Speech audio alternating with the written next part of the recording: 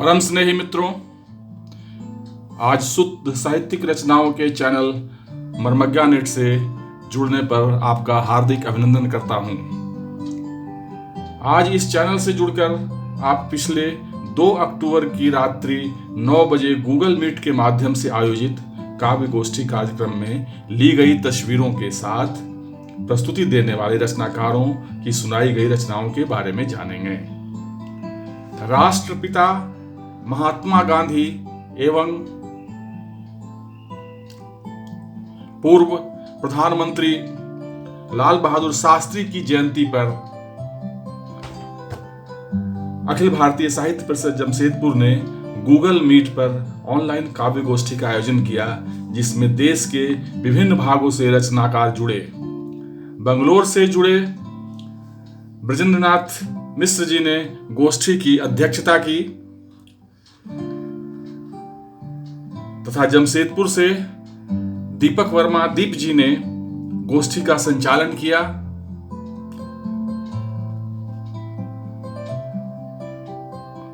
आप इस गोष्ठी में भाग लेने वाले कलमकारों की तस्वीर देख रहे हैं और इस स्लाइड में आप एक और गोष्ठी की तस्वीर देख रहे हैं। तो बेंगलोर से जुड़े श्री ब्रजेंद्रनाथ मिश्रा जी ने गोष्ठी की अध्यक्षता की। जमशेदपुर से दीपक वर्मा दीप जी ने गोष्ठी का संचालन किया और आदरणीय डॉक्टर अनीता शर्मा संगठन मंत्री जी ने धन्यवाद ज्ञापन किया। इस गोष्ठी के समाचार को अपनी पत्रिका में प्रमुखता से प्रकाशित करने के लिए चमकता आईना अखबार का मैं शुक्रिया अदा करता हूं। इस गोष्ठी का शुभारंभ आदरणीय डॉक्टर उमा सिंह किसले जी ने सुमधुर स्वर में सरस्वती वंदना प्रस्तुत कर किया। इसके बाद निवेदिता जी ने बापू एवं शास्त्री जी की सादगी को सलाम करते हुए कहा कि उनकी सादगी ने दीवाना कर दिया हमें। तत्पश्चात धनबाद से कार्यक्रम से जुड़ी आदरणीय मेहा मिश्रा जी ने अपनी सुरीली आवाज में प्रस्तुति दी। मोहन से गांधी बनने का सफर नहीं आसान, पुण्य पथ पर अगर चलो तो मिलने को मिलते हैं व्यवधान। अपने शब्दों की थाल सजाकर आरती श्रीवास्तव जी आई। उन्होंने एक सुंदर कविता पेश की जिसका शीर्षक था बापू हमारे अहिंसा के पुजारी थे। नागपुर से आदरणीय सिंहेश्वर सिन्हा जी ने गांधी जी का जीवन परिचय अपने खास अंदाज में प्रस्तुत किया। इसके बाद मंच पर रांची से मनीषा सुमन जी जुड़ी। उन्होंने सशक्त अंदाज में रचना पेश करते हुए कहा कि गांधी के 3 बंदर, जीवन के 3 संकल्प। आदरणीय सरोज सिंह परमार जी ने खूबसूरत अंदाज में अपनी रचना प्रस्तुत करते हुए कहा, ना गोली ना बंदूक, बस अहिंसा की बातें। इसके बाद दोहों के विशिष्ट कवि बसंत जमशेदपुरी जी ने अपनी रचना से मंच पर बहार ला दी। कैसे नमन करूं मैं बापू, कैसे नमन करूं। आदरणीय संतोष जी ने बहुत बेहतरीन तरीके से बापू के सपनों और आज की हकीकत को जोड़ते हुए रचना पेश की। एक दीप जलाया था बापू ने, गुप अंधेरा छाया है। इसके बाद आदरणीय ममता सिंह जी ने आज के समसामयिक घटनाक्रम का अपनी रचना में सामंजस्य बिठाते हुए एक रचना पेश की, मैं गांधी का बंदर बोल रहा हूं। हमारे परिषद के संगठन मंत्री आदरणीय डॉक्टर अनीता शर्मा जी ने आज के किसान के हालात पर अपनी रचना सुनाई और कहा कि जिसके श्रम का नहीं कोई छोर, उठा हल बैलों को, ले चला वह खेतों की ओर। इस बेहतरीन प्रस्तुति के बाद युवा कवि सोनू पांडे जी ने अपनी संजीदा और भावपूर्ण रचना प्रस्तुत की। मैं अपने पैरों के निशान ढूंढता हूँ, कौन है मुझसे ज्यादा परेशान ढूंढता हूं। इसके बाद मंच का संचालन कर रहे दीपक वर्मा दीप जी ने अपने चिर परिचित हास्य अंदाज से हटकर मौके की नजाकत को भांपते हुए एक गीत सुनाया। गांधी होना आसान नहीं, शास्त्री होना आसान नहीं, अहिंसा की राह पर चलना, सच को बोना आसान नहीं, सच को बोना आसान नहीं।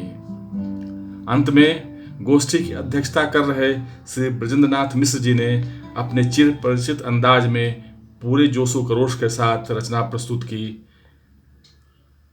जिसे आप उनकी आवाज में सुनेंगे।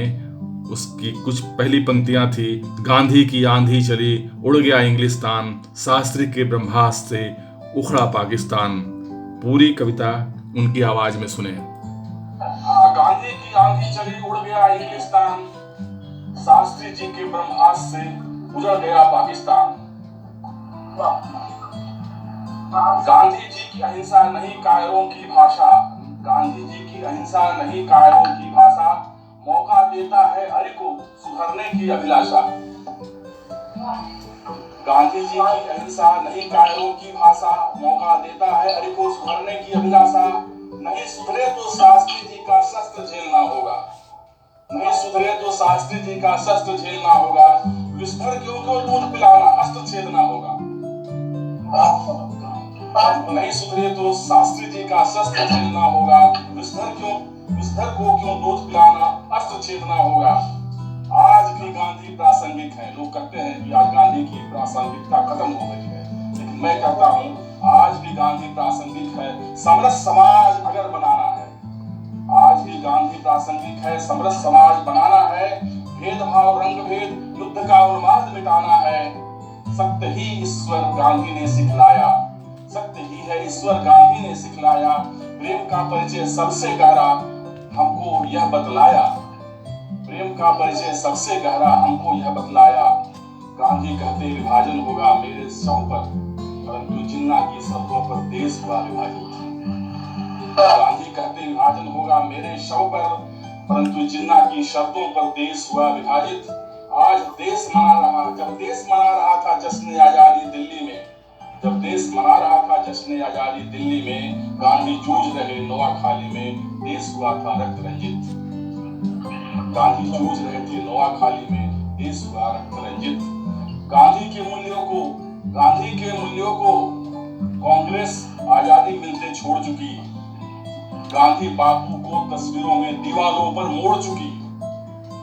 गांधी के मूल्यों को कांग्रेस आजादी मिलते छोड़ चुकी। गांधी बापू को तस्वीरों में दीवारों पर मोड़ चुकी। गांधी के सपनों का भारत आज बिलखता है, गांधी के सपनों का भारत आज बिलखता है। गांधी के सपनों का भारत राजपथ में ही दिखता है, गांधी के सपनों का भारत राजपथ में ही सिर्फ दिखता है।